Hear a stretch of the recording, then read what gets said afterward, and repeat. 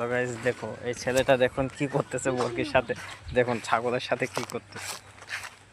ছাগলের দুধ খাইতেছি। এই তুমি কি করতেছ এখানে? ছাগলের দুধ খাইতেছি।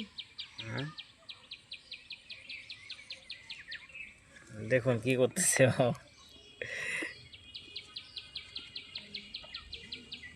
এটা খা।